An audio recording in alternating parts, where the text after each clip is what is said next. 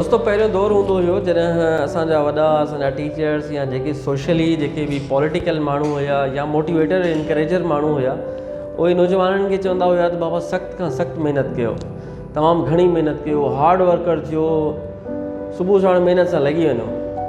पर जीअं जीअं टाइम गुज़रंदो वियो इहा ख़बर पवंदी वई त हार्ड वर्कर सभु कुझु न आहे। हार्ड वर्कर सां गॾोगॾु स्मार्ट वर्कर हुजण बि तमामु घणो ज़रूरी आहे।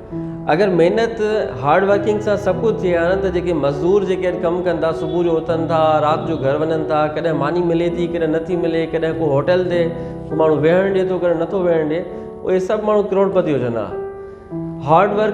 हार्ड वर्किंग सां गॾोगॾु स्मार्ट वर्कर हुजणु तमामु घणो ज़रूरी आहे।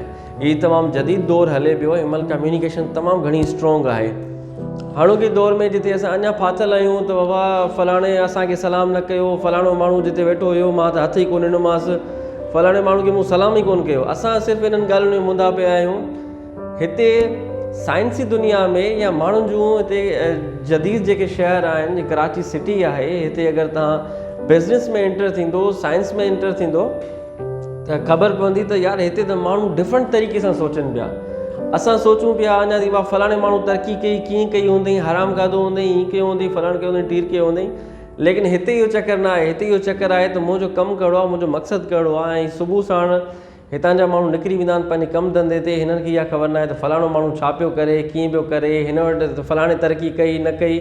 इन्हनि ॻाल्हियुनि में हीअ वारा माण्हू मुंदल न आहिनि जीअं असां मुंदा पिया आहियूं था। तव्हां ऑनलाइन ई कॉमर्स बिज़नेस करे सघो था। ई कॉमर्स बिज़नेस जो मतिलबु इहो आहे त जेकॾहिं हीअ बुक आहे, हीअ जेकॾहिं 100 रुपए जो बुक आहे त साॻियो ई बुक तव्हां अमेज़ॉन जे ज़रिए, तव्हां दराज़ जे ज़रिए, या अव्हां जेको आहे शॉपिफाई हिकिड़ो एप्लीकेशन आहे, हिकिड़ी सॉफ्टवेयर आहे जंहिंमें तव्हां हितां मोकिले सघो था ॿाहिरि मुल्क शयूं, ऐं उहो तमामु घणो भरपूर बिज़नेस हले पियो। डिफरेंट माण्हू आहिनि जेके बिज़नेस कनि पिया, लेकिन असांखे उन्हनि सां पाण मिलणो पवंदो। ईअं कॾहिं बि न आहे त उहे पाण अची असां ॾे ईंदा, असांखे चवंदा बाबा जल्दी कयो, हलो हलो। मां वठी केर बि कंहिंखे वठी न वेंदो, त उनजे करे निकिरणो पाण खे ई आहे, अॻिते पाण खे वधिणो आहे। त महिरबानी करे स्मार्ट वर्कर थियो।